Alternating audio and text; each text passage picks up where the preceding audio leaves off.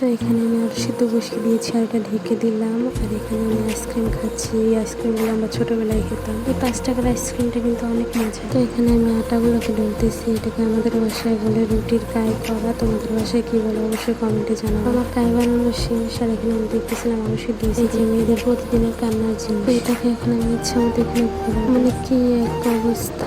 জামাইরা যদি আমাদেরকে কান্দাতে না পারে তো পেঁয়াজ প্রতিদিনই কান্দে। ওদেরকে পেঁয়াজ দিলেই হবে, সাথে তো পানিও লাগবে না। পানিও চলে আসছে। পানি ছাড়া তো ব্লান্ডারকে ঘোরানো যাবে। এখানে একটু পানি আমি ঢেলে দিলাম।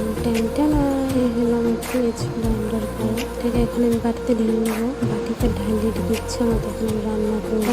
এই যে আমার পেঁয়াজ বাটা। যাই হোক চলেন এবার একটু রান্নার কাছে যাই। হচ্ছে আমি তেল ঢেলে দিলাম। তেল দিয়ে কি রান্না হবে? এই হলো পেঁয়াজ দিয়ে এখন নাড়াচাড়া দিচ্ছি। আর এবার বাটা পেঁয়াজগুলো দিয়ে আবার নাড়াচাড়া দিচ্ছি।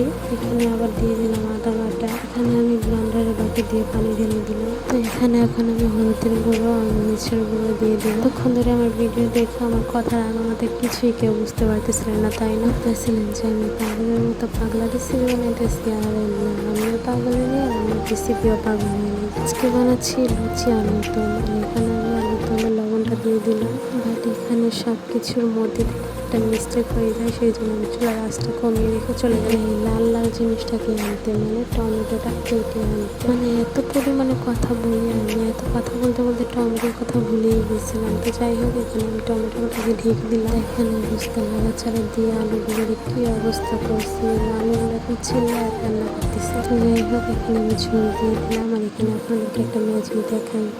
টানা আসলে আমার ননদ এখনো ঘুমাচ্ছে, সেই জন্য আমি একা একা ভিডিও করেছি, তাই লুচি বানানোর ভিডিওটা দেখাতে পারিনি। তো এখন আমি আমার হাজব্যান্ডকে দিলাম টেস্ট করার জন্য। তো সেই খেয়ে ভালোই বললো। তো যাই হোক সবাই ভালো থেকো, সুস্থ থেকো। ভিডিও লাস্ট পর্যায়ে চলে এসে দেখা যাবে পরবর্তী কোনো ভিডিওতে। আল্লাহ হাফেজ।